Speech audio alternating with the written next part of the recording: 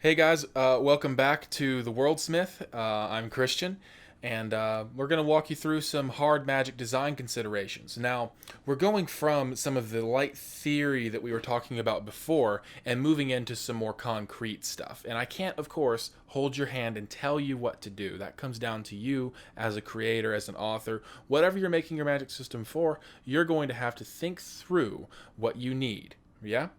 So, some considerations for what you need to think about when it comes to your hard magics or the harder aspects of a magic system. And keep in mind, this exists on a spectrum. It's not hard versus soft. It is a little bit softer or a little bit harder. So it really balances between the two. You have to keep that in mind. Now, some things you need to think about are activators. So, what I mean by an activator, to just explain that, do you use a magic word? Is there a hand signal? Do you have to channel magic into a sacred rune or a magic circle or whatever? So you have to think about these sorts of things. Is it just a matter of pure will, right? These matter because the limitations you put upon what is necessary for the magic spell to be cast can really have an impact on how you can make or prevent a character from doing a certain task, from accomplishing a certain task. So if you need to be able to speak, for instance, to cast a spell, or you have to be able to have some combination of speaking and somatic components where you're moving your hands, then if a character is bound, they can't use magic. If they're gagged, they can't use magic. Either or both, depending on what's going on with that. However, if magic is merely an exertion of will using magical power, a bound and gagged mage does little to stop them. This would be thinking of something akin to a Jedi or a Sith Lord, for instance, in Star Wars. They don't have any required motion necessarily. Now, there's implied that certain motions can help, but they don't need it, as we've seen very clearly at various points. So, how the magic is activated is a consideration that you have to consider.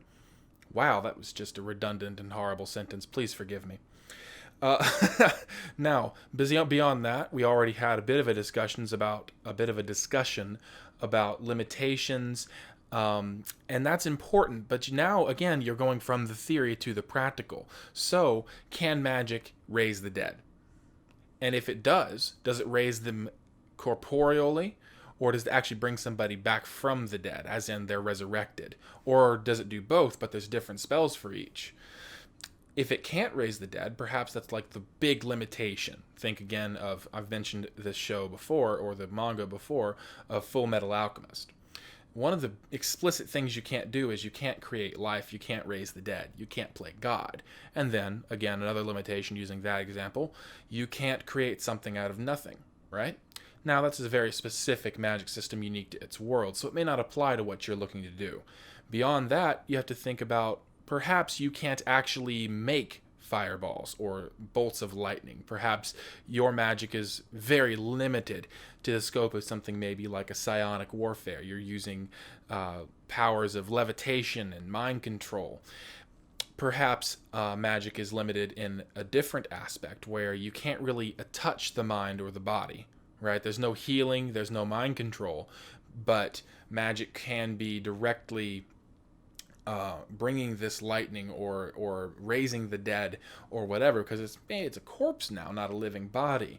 These limitations matter because they can allow you to decide when that is going to become a point in the story that it brings drama about. So, for example, if it's an explicit point in the story that magic can create electricity, for instance, then if you're in some modern adapted world, perhaps you could use that created electricity to jumpstart a car, or something as trivial as charging somebody's phone. Or you could put your character in a situation where you can't create electricity because he's standing in a lake. That relates to another idea of how limitations could work. Perhaps magic is very specified, so you can't be a master of everything. You have to learn a particular type of magic. If this is the case, then a character's individual limitations might not match up with a different character's individual limitations, and this would be cause for different people of different capabilities joining together to accomplish a particular goal. And when a character can't do something, say, like maybe one character can fly, but another character can't really do that. So the character that can fly can have a situation where a problem presented to them is trivial, but for the character that can't, now they have to scale this cliff or cross this massive gorge. And what was trivial for the person that can fly is now a monumental task. And if they have to stay together, the person might as well not be able to fly. So that's another example of how a limitation can be very useful for allowing you to work with things inside of your story or your game's mastered environment, whatever. So moving past the whole limitations thing, you then have to think about what the actual cost of magic is. Now, this is related to limitations to an extent, but now we're talking more about the actual costs. And this can apply in even a more soft system. And it can be very generic and vague, like, oh, I feel so tired after casting that much magic. Or it can be explicit, like the required bloodshed, sacrificing a year or some portion of a year of your life, for instance. Or maybe, I've heard of this, I don't know what story did it, but there's a book out there, some fantasy novel, where to cast a spell, they actually had to cut a part of their body off. Very gruesome, I know. But it was interesting because I believe at one point the crux of the story, or the main character, was in a situation where they were the only person that was entirely unmaimed, and therefore the only person who could cast a spell of a certain magnitude that was necessary to save the world, or something to that extent. So is it something more, is the cost of your magic, the fuel, if you will, something so generic as a idea of MP or magic points or magicka or mana or whatever, to where it is a separate kind of fuel away from the rest of the body, and the cost of using magic too much is you can't use more magic. Or perhaps it draws on the strength, on your physical strength or on your physical stamina, and so using too much magic can physically exhaust you, and if you went too far, it might even be able to kill you. And this is something more akin to how this was done in Aragon, The Inheritance Cycle by Christopher Paolini. Magic has a direct cost associated to it that is related to the difficulty of the task if it were done physically. Now, that idea starts to break down when you start dealing with spells of fire, like Brazinger, for instance. But the general idea for like levitation, other types of magic was pretty simple in terms of how you could determine how much it would exhaust somebody. So that kind of system could be extrapolated out, and you could have an idea of, well, creating a fire this big could relate to this much work for fuel, or depending on the fuel that you're using, perhaps there's a visualization component.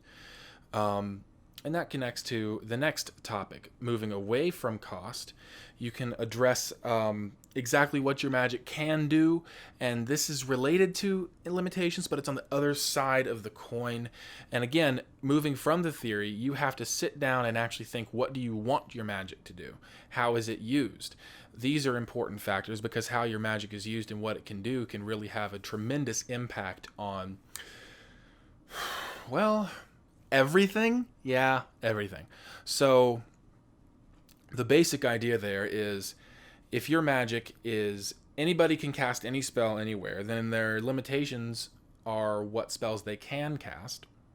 And so it turns into, well, they can cast a fireball, they could fly, they can heal the sick, mend broken arms, reattach severed limbs, whatever it might be. And that's all great and fine and good, but you need to decide what it can do, preferably in some kind of system. And if not in some kind of system, just decide, and then as you add it on, make sure that as you add on new capabilities for magic, make sure that they make sense with what you already have. And it's easy to do this if you work within a framework of limitations, as discussed previously. And I mentioned how magic is used. So this relates to the whole like how you activate it thing partially, but it could also get into some deeper details like, is visualization important? Are you taking an idea in your mind, visualizing it, and then creating it in the real world, right? This would be something similar to how conjuration nen works in Hunter x Hunter. You have to be able to understand the thing that you're conjuring so much that the thoughts brings this idea of texture, and I think they even mention how something tastes, how chains taste for Kurapika. That's an example of how visualization can connect to your magic. And so if that's something that's required for your casting, for how it's actually used, related to activation, so it's kind of the same conversation, just kind of looping back around to it, I guess, then distraction can be a problem until someone becomes a sufficient level of master, at which point you start to have a respect for a character's skill. So that's an interesting approach that you can consider there. Some other things that are related, and this kind of applies to, again, since this is on a spectrum, it can apply to a softer system as well. So you have to think about like who uses magic and how it fits into the world, because who uses it and how magic fits into the world can have a big impact on why you design things the way you design things. So if magic is kind of the realm of the elite, of the learned, and it requires a lot of money and education to become proficient in its use, then its rarity will make mages perhaps aristocracy, certainly very significant people. And that, again, the who uses it thing is not just education related. Some people can be born with the gift of magic and others can be born without it. Or perhaps everyone can learn it, right? Or everyone can develop the ability, but you have to be taught how to do it from a very young age. And if you aren't taught from that young age, it becomes impossible to open up those parts of your being. And if this was the case, perhaps it would again be limited to the aristocracy, to the wealthy in a story, because if everyone that learns magic needs to be taught how to use it from a young age, then it would stand to reason that those that are having to work every day for their food and contribute in that sense to their family would be unable to spend the time necessary to learn that magic. So that's just another example. Or perhaps everyone can use magic. And so if everyone can use magic, then you start having the, well, what's the difference between a wizard, a mage, and a normal person? Because you could argue that if everyone uses magic, then nobody's different, so everyone's a mage. Well, then it becomes a matter of profession, if you ask me. So the difference would be if you're a farmer and you use a bit of magic to help keep the mice and other critters out of your field, you're still a farmer. You just use magic to help you along. Same if you're a blacksmith. You use magic to help keep the forge hot, and you imbue strength into your steel as you're forging it into swords and into shields and breastplates and the like. You're still a blacksmith, you're just using magic. Whereas if you are a studied, learned wizard who pushes forward the science/mysticism of magic, then you're talking about more of a career centered around magic. And that's when I would say that somebody would become a mage or a wizard. Now, how it fits into the world is an important sub-discussion or related discussion related to who uses it, because it could be that magic is extremely regulated.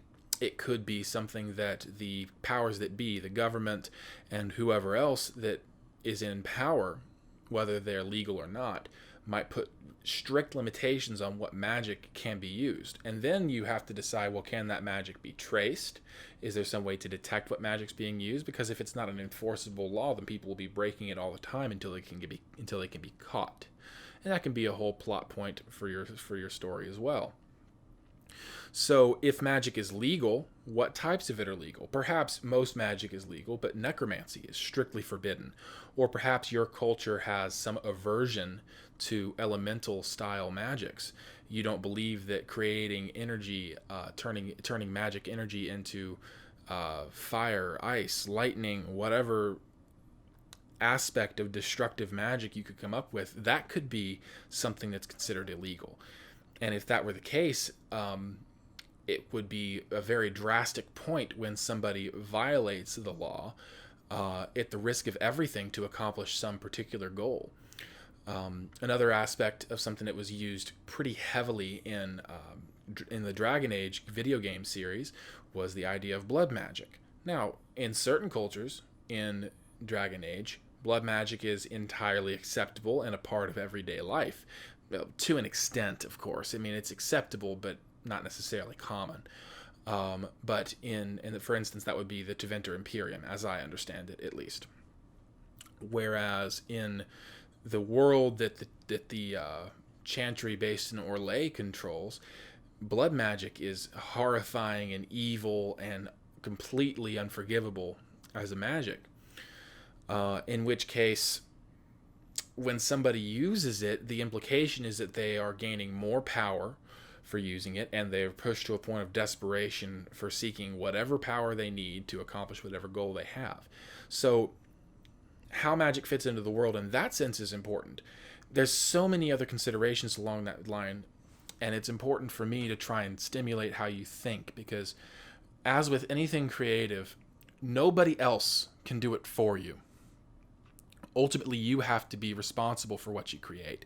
You can bounce ideas off of friends and family endlessly, but ultimately you have to decide on something and then move forward with it. Because if you're not moving forward, you're just playing around with ideas in your head, right? And I'm preaching to the choir here. I'm guilty of this. That's why I feel so strongly about it. But those are some of the basic considerations for a hard magic system, and I'm going to be getting into each of these with a bit more depth as we move forward, but I'm not entirely sure what order I'm going to go through those in, and I'm going to break them down a bit more in a bit more organized fashion.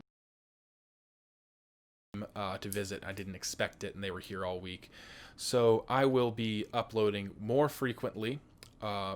Hopefully I can manage at least weekly, but I'm gonna see if I can get more than one video in per week for you guys, because I think you guys deserve it. And I probably forgot a dozen different things. All the same, I'll figure it out. If you like what you heard here and you want to see some more, you should totally subscribe. And if you know anything about YouTube these days, you really have to hit that notification bell if you don't want to miss me. Otherwise, I'll go into this subscription feed, which you'll never actually check. I don't know. Maybe you do. I don't. But all the same, do remember to drop a like, because those really help kind of move things forward and bring attention to the channel. Oh, yeah, I don't have them up yet, but I'm going to be having a website and social media stuff so that I can engage with you guys more directly. Keep an eye out for that. I will let you guys know and start, putting stuff like Twitter and whatever else into descriptions. But for now, I don't have that set up because I have to make new emails and it's annoying. So, yeah, I'll see you guys soon. Bye-bye.